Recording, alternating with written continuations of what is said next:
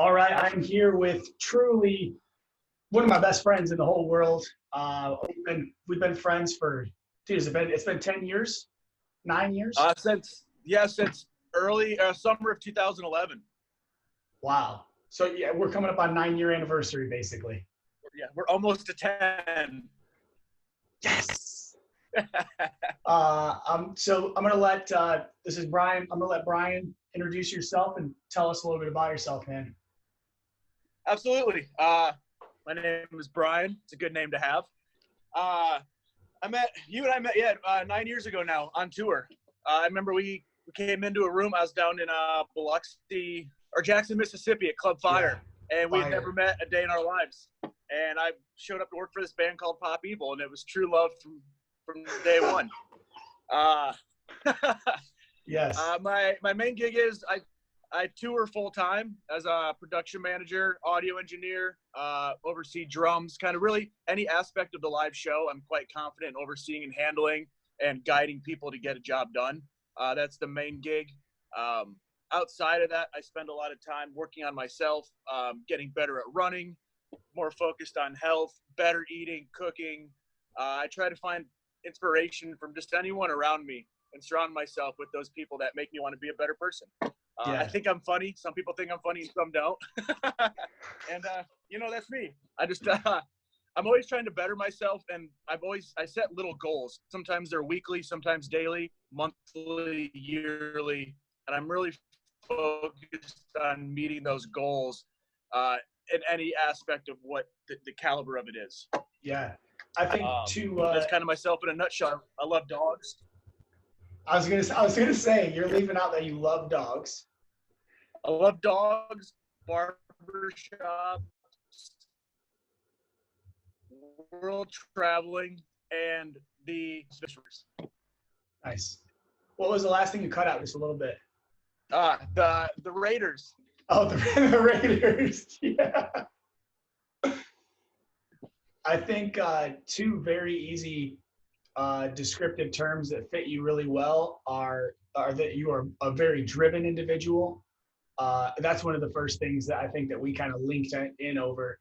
And you're truly, like, in the most endearing and honest way, you are such a passionate person, but you don't take yourself too seriously. And I feel like a lot of people they're one or the other. They're like either a total goofball or they have a bunch of fucking goals and like they can't have any fun.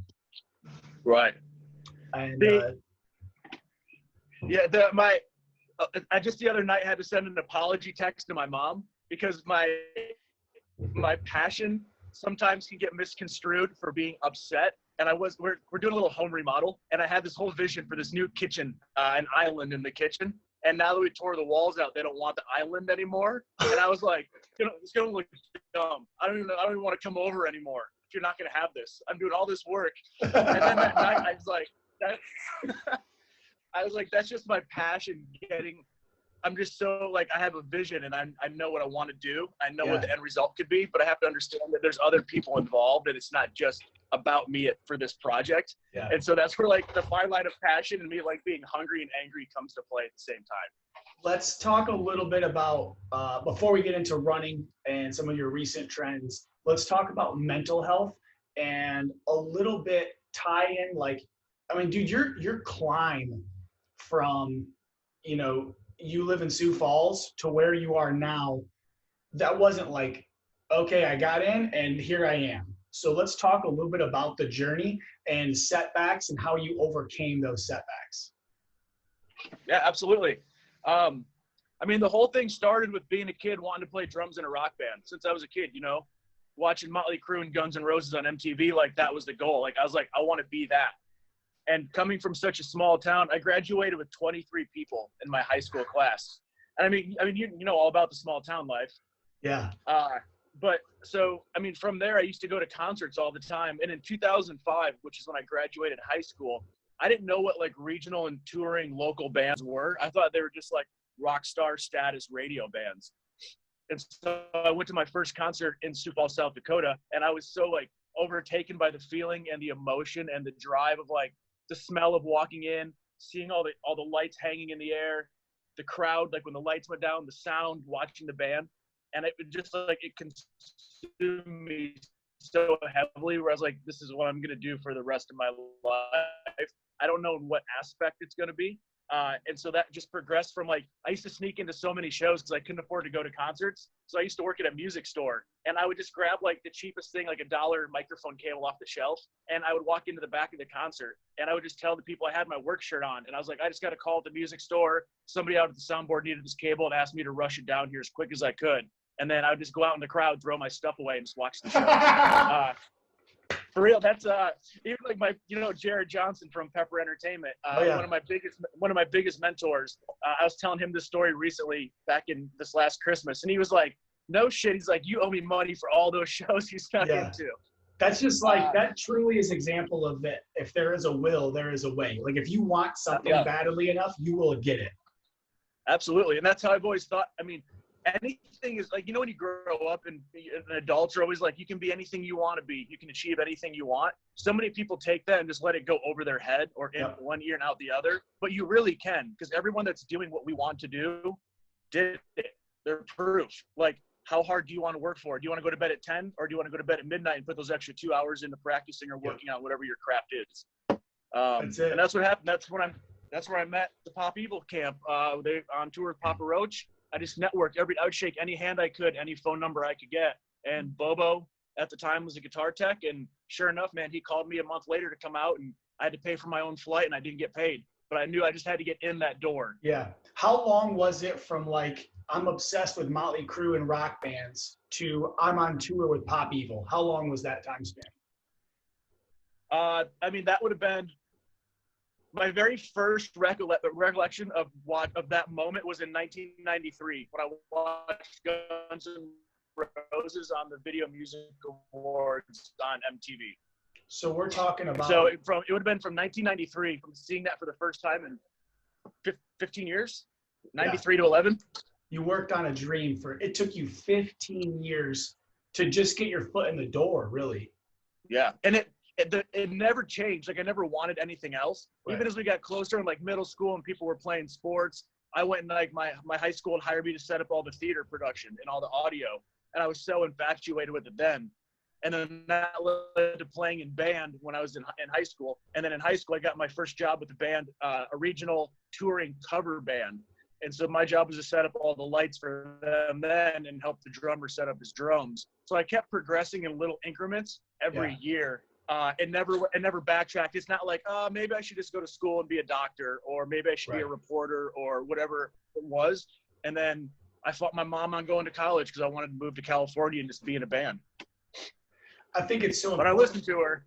I think it's so important for people to see like it took 15 years, and you were taking every chance you could, and they were very small steps.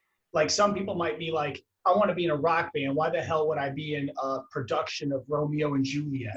But you were intelligent enough to be like, here are all the things that connect, and I can plug those in and learn. And you learned so much. Right. Even every day, just even in theater, learning a term, like what upstage and downstage means, as silly as that sounds. So many people, like I watch so many stagehands now, and you're like, hey, that case needs to go upstage. And they're like, you don't know what that is. Yep. And like being 16 years old and knowing that difference was huge, because the next day I knew one more thing and one more thing. So after your foot's in the door with Pop Evil, tell us like a summarized version of from day one at Pop Evil, where you're a drum tech, to your incredible climb to where you are now. Yeah, I mean, and a quick story version, it went, from drum teching and helping you out and overseeing the drums, which I loved, and that was the passion. And I could just see that, we would have issues with monitors on stage every day because everything comes from the house and you never know what you're going to get into. And so after a while, I was like, I think I can fix this and I can help. So that led into helping like mix monitors and EQ and move things around and get better microphones and better placement. And, before I knew it, a few years in, now I was doing monitors for the band. And then I saw we were getting bigger tours. Like we went to that 3 Doors Down tour, and we showed up fresh and new. And I was like, somebody needs to kind of be like a stage manager, like the guy that comes in and shakes hands in the morning and knows where shit's got to go. So then I kind of took the leadership role of overseeing where the band needs to be on stage. And that was like 3.5 years in. And then from that point, 2015, I had an opportunity to go out front and start mixing front of house for the band. And that's where I found like my real passion was. I got that same excitement unmuting the board and mixing front of house as I would when I sat behind a drum set and would play a song rush, so to speak. So in 6 years, it went from drum teching to mixing front of house for the band, overseeing production managing and stage managing in some cases. Yeah. And then since then, you've also kind of grown through the ladder with bands. I mean, you've mixed everything from, gold selling artists to EDM festivals with hundreds of thousands of people. I mean, you've really grown your spectrum of capacity, not only in your profession, but like the camp that you're in along with professional jumps. Absolutely. I'm never afraid to take myself out of a comfort zone and put myself into a new zone that I'm unfamiliar with, because that's the only way you get better. Yeah.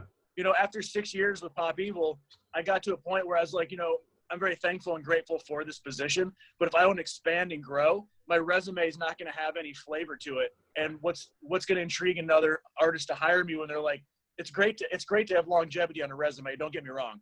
I'd rather have 6 bands with 4+ years on it than 60 bands with 1 tour each. Cause you start to question, well, why did he go from 1 to 1 to 1?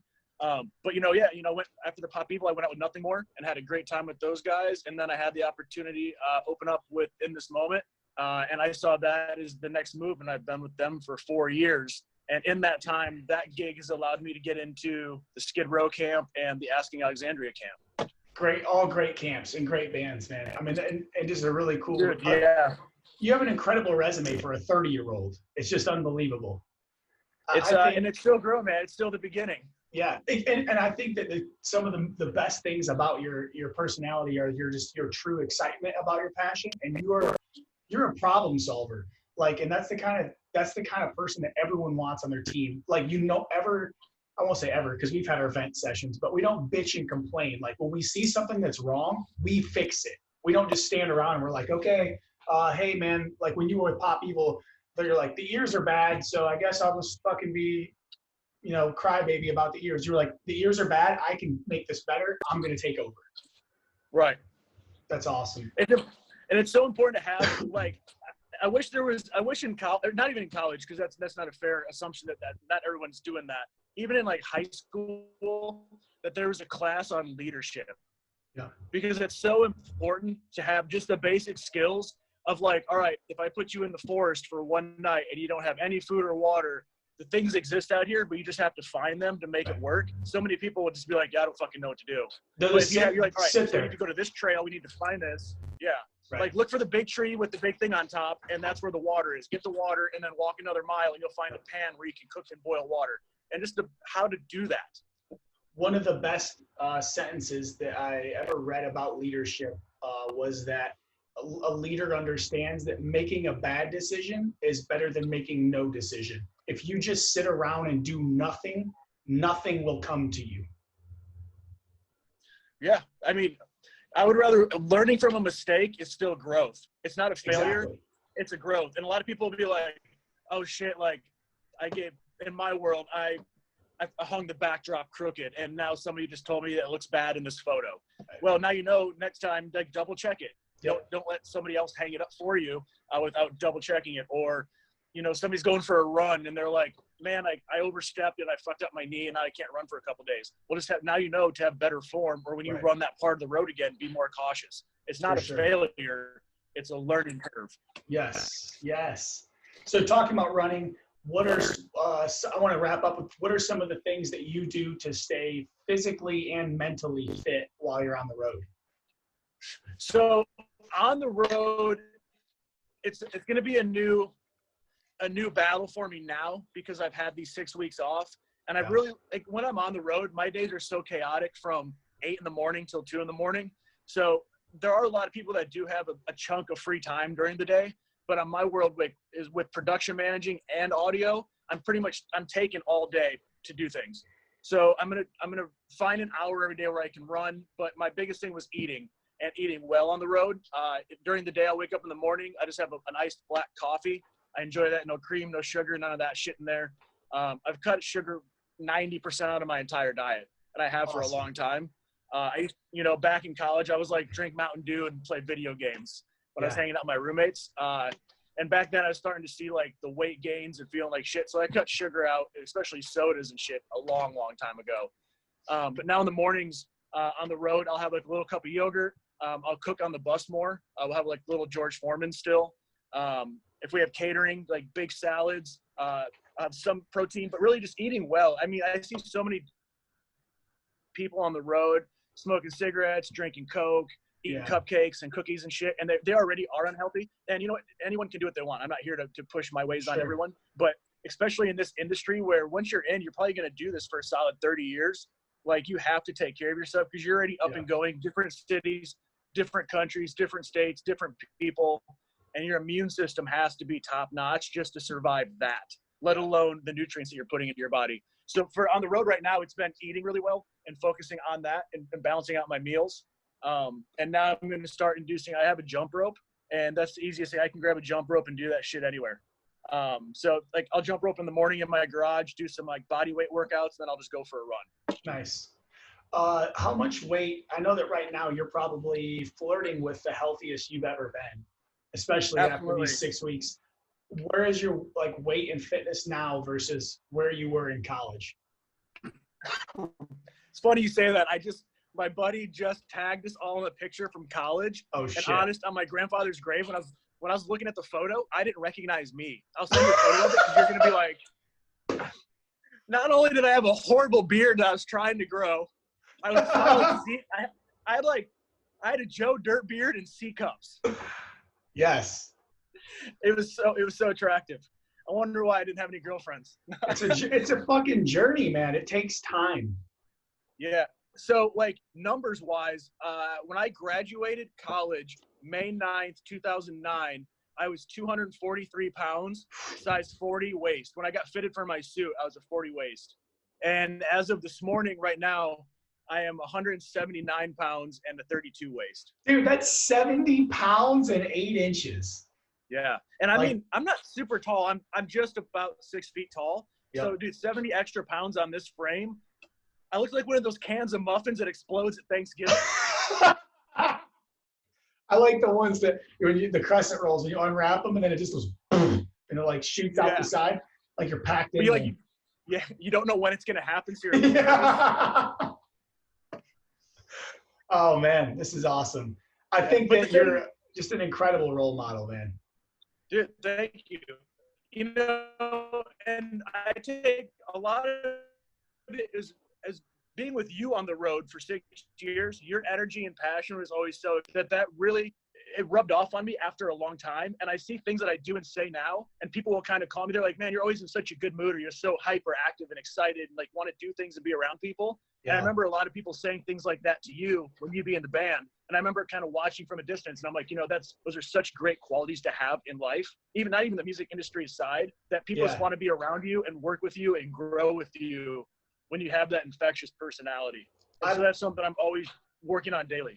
I've always enjoyed like just positive people in my life, and I want to be that positive person in other people's lives. And I think that is such a contagious thing. Like when you're around someone and you're kind of like, meh, and this guy's like, blah, blah, blah, yeah, and it's like, wow, he's having a lot of fun. Maybe I should try to be more happy and like practice gratefulness and mindfulness, and then you start doing it, and then you affect your little group of people, and then they start doing it, and like you can just feed off of each other.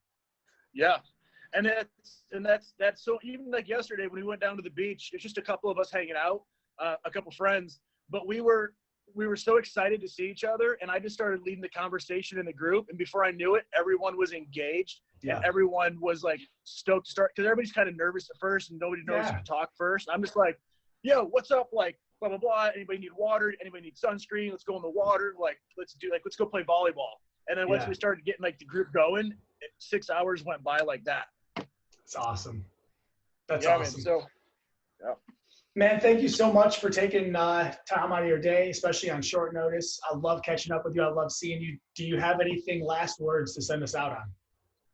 If I had to give one last word, like if this phone was going to shut off and I was out of here for the rest of time, it's just follow your heart and follow your dreams. Anything is possible.